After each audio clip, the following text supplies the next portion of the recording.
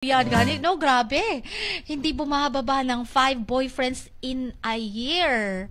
So, more than 5 talaga lagi. Pinagsasabay simultaneously. Ayan, grabe. Ganon siya katindi ka playgirl. But still, again, we cannot judge a person kasi, no? Nakakita tayo ng playgirl, nakakita tayo ng kriminal, nakakita tayo ng addict, nakakakita tayo ng kung mga magnanakaw. But still, we cannot judge them totally na, kasi hindi natin alam kung mga pinagdadaanan ng mga to no? But it doesn't justify the bad doings or bad deeds na gumawa ng mga unlawful na mga gawain dahil sa mga pinagdaanan nila. It's not the justification, ano? Pero pagdating sa criticism and judgment, dun tayo mag-restrict. Dun tayo, teka lang, mag-hold on.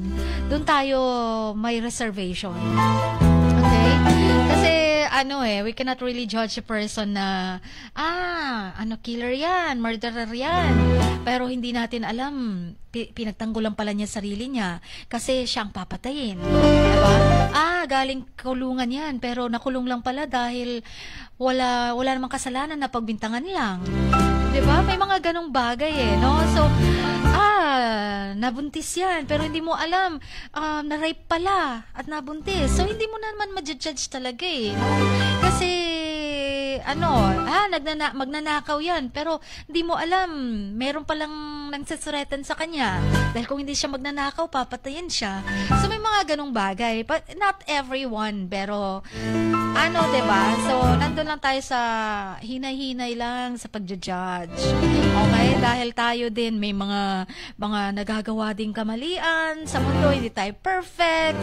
Diba? So, pero nagagawa ang mga bagay-bagay na hindi natin kontrolado o kaya napipilitan ka lang o kaya may mga honest mistakes, mga ganun, may mga mistaken identity nga may mga mistaken blow nga may mga ganyang diba, crimes, but walang liability, diba? Kaya nga, diba, before you throw a mud on others' face, tingnan mo muna putik mo sa mukha. Parang ganun nga Sometimes yung mga judgmental, yun pa yung madaming kapintas-pintas sa kanila. No? Bakit ba ganun? Ay, nako. Namintas, nanghanap ng mapipintas sa isang tao, pero kung babalikan mo sarili niya, 10 kapintas-pintas pa lang meron siya.